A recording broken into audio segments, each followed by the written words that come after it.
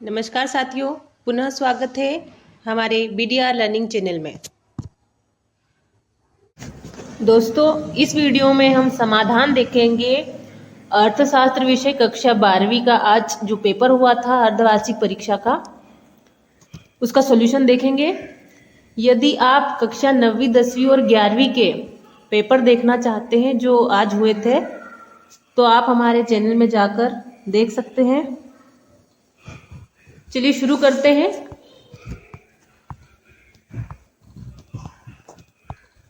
आपका पहला प्रश्न आया था, सही विकल्प चयन करके लिखिए, जिसके अंतर्गत जो प्रथम प्रश्न था वो था उपभोग की अंतिम इकाई से प्राप्त होने वाली उपयोगिता को कहा जाता है।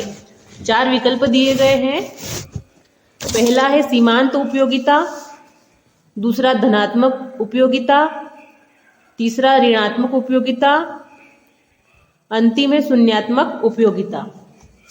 इसका सही उत्तर आ जाएगा पहला विकल्प सीमांत उपयोगिता। दूसरा प्रश्न है मांग तालिका के प्रकार होते हैं। विकल्प दिए गए हैं अ 2, ब 3, स 4, द 5। जो मांग तालिका होती है उसके 2 प्रकार होते हैं, व्यक्तिगत मांग तालिका और बाजार मांग तालिका। तो इसका सही उत्तर आ जाएगा ऑप्शन अ 2। तीसरा प्रश्न है भारत में 1 रुपये का नोट निर्गमित करता है। विकल्प है a reserve bank of India, ब वाणिज्य मंत्रालय, स वित्त मंत्रालय या द नीति आयोग। इसका सही उत्तर हो जाएगा वित्त मंत्रालय द्वारा भारत में 1 रुपये का नोट जारी किया जाता है। चौथा दिया है किन्स ने रोजगार सिद्धांत का संबंध है। ऑप्शन अ प्रभावपूर्ण मांग, ब प्रति व्यक्ति आय, स जीडीपी, द सरकारी बजट। इसका सही उत्तर आ जाएगा ऑप्शन अ प्रभावपूर्ण मांग। किन्स के रोजगार सिद्धांत का संबंध प्रभावपूर्ण मांग से है। पांचवा है बचत तथा उपभोग के बीच संबंध कैसा होता है। विकल्प दिए गए हैं अ विपरीत, ब प्रत्यक्ष, स सीधा, द अप्रत्यक्ष। सही उत्तर आ जाएगा ऑप्शन स सीधा। अंतिम है सीमांत उपभोग प्रवृत्ति है। ऑप्शन दिए गए हैं डेल्टा सी बटे डेल्टा वाई, ब है सी बटे वाई, स वाई बटे सी, द एस बटे वाई। तो इसका सही उत्तर आ जाएगा ऑप्शन अ डेल्टा सी बटे डेल्टा वाई।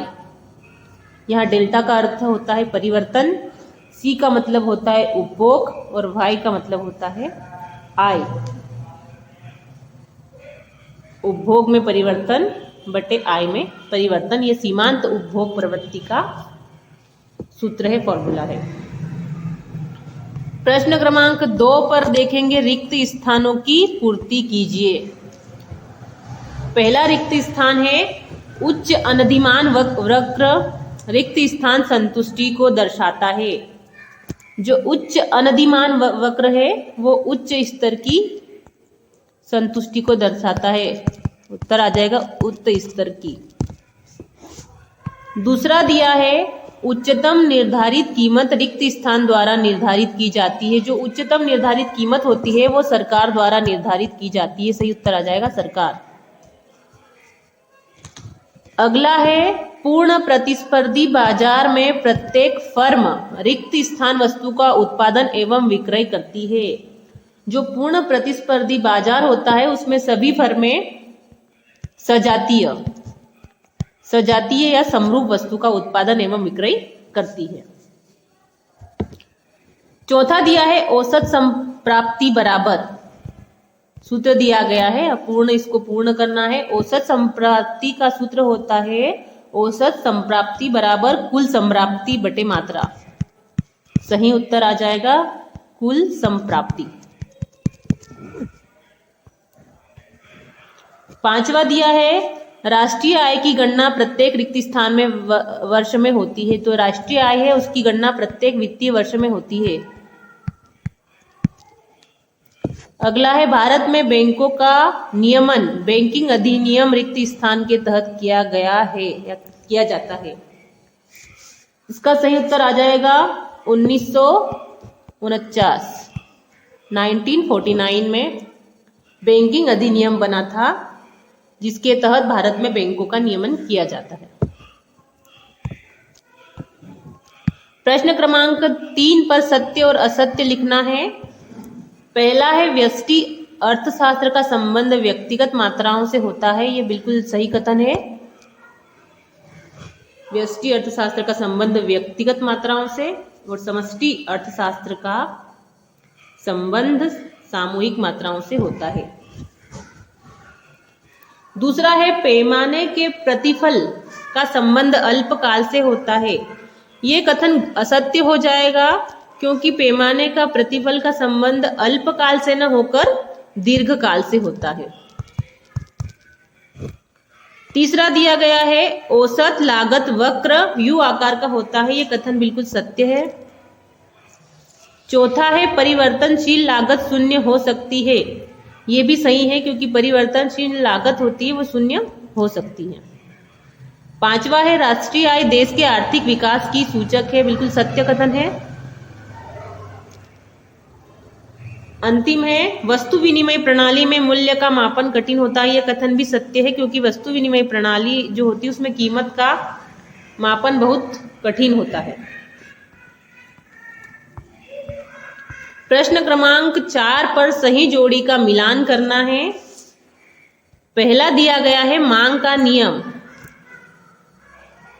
पहले वाले को मिलान करना है ई से। मांग का नियम मूल्य और मांग में विपरीत संबंध को दर्शाता है। दूसरा दिया गया है बजट रेखा जिसको मिलाना है एच से न्यूनतम कीमत। तीसरा है निम्न स्तरीय वस्तुएं जिसको मिलाएंगे डी से। मोटे अनाज निम्न स्तरीय वस्तुओं के अंतर्गत आता है। चौथा है पूर्ति का नियम जिसको मिलाना है बी से मूल्य और मांग में सीधा संबंध। अगला है साम्य कीमत जिसको मिलाना है जी से। मांग और पूर्ति बराबर। अगला है अधिमांग। जब मांग पूर्ति से अधिक होती है तो इसे अधिमांग कहा जाता है। अंतिम है अधिपूर्ति। जब वस्तुओं की पूर्ति मांग से अधिक हो तो अधिपूर्ति कहा जाता है।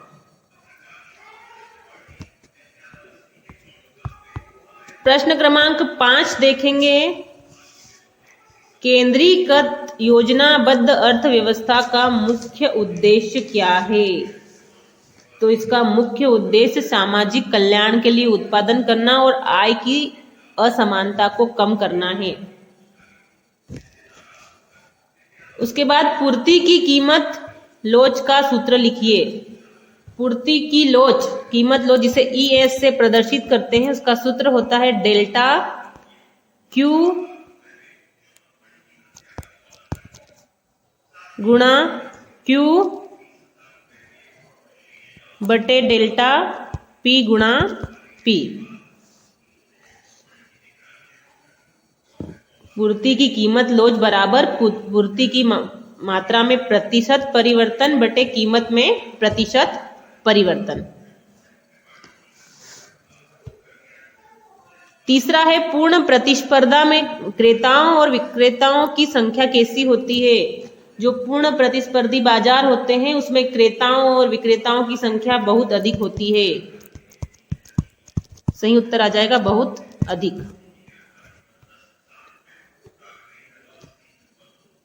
चौथा है विश्व महामंदी किस सन में सर्वाधिक स्तर पर थी? सन 1929 में जो वैश्विक महामंदी थी वो अपने सर्वोच्च स्तर पर थी। सही उत्तर आ जाएगा 1929।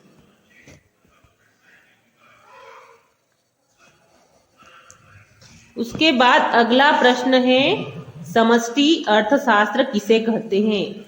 इसका उत्तर लिख लीजिएगा। समष्टि अर्थशास्त्र अर्थशास्त्र की वह शाखा है जिसके अंतर्गत सामूहिक विचारों जैसे कुल मांग, कुल पूर्ति आदि का अध्ययन किया जाता है। छठे नंबर का प्रश्न है, भारत के केंद्रीय बैंक का नाम लिखिए। जो रिजर्व बैंक ऑफ इंडिया, जिसको भारतीय रिजर्व बैंक कहा जाता है, भारतीय रिजर्व बैंक, वह भारत का केंद्रीय बैंक है।